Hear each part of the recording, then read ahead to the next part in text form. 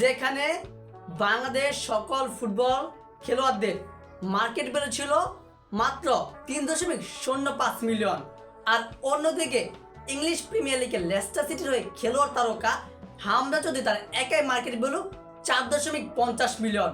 যদি সব ঠিকঠাক থাকে তাহলে আগামী বছরের মার্চ মাসের বাদে বিপক্ষে অভিষেক হবে হামজা চৌধুরী। আর তখনই হামজা চৌধুরী মার্কেট ভ্যালু যুক্ত হবে বাংলাদেশ ফুটবল দলের সাথে। আর বাংলাদেশ ফুটবল দলের টোটাল মার্কেট ভ্যালু হবে 7.55 মিলিয়ন, যেটা দক্ষিণ এশিয়ার সবচেয়ে দামি দল হবে বাংলাদেশ ফুটবল দল।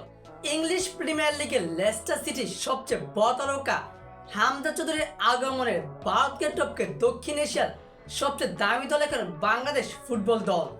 দর্শক, ইতিমধ্যে পুরোপুরি নিশ্চিত হয়ে গেছে যে হামজা চৌধুরী যে ইংল্যান্ড প্রিমিয়ার লিগের লেস্টার সিটির সবচেয়ে বড় তারকা মাঠ মাতাচ্ছেন, সে বাংলাদেশ জাতীয় দলের ফুটবলের হয়ে খেলবেন। ফিফার অনুমতি সে পেয়ে গেছে এবং সে যখন বাংলাদেশে পা রাখবে তার আগে বাংলাদেশ বড় সুখবর পেল, বাংলাদেশ বর্তমানে দক্ষিণ এশিয়ার সবচেয়ে দামি ফুটবল দল।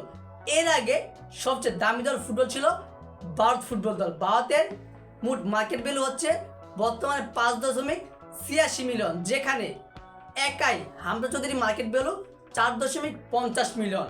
এবং তারপরে বাংলাদেশ যুক্ত হওয়ার সাথে সাথে বাংলাদেশ এশিয়ার মধ্যে সবচেয়ে দামি দল হয়ে যাবে এবং তার নিচে রয়েছে ভারত, শ্রীলঙ্কা, পাকিস্তান, মালদ্বীপ, নেপাল।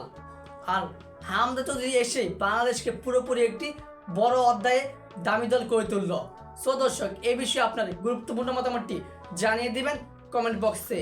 ধন্যবাদ।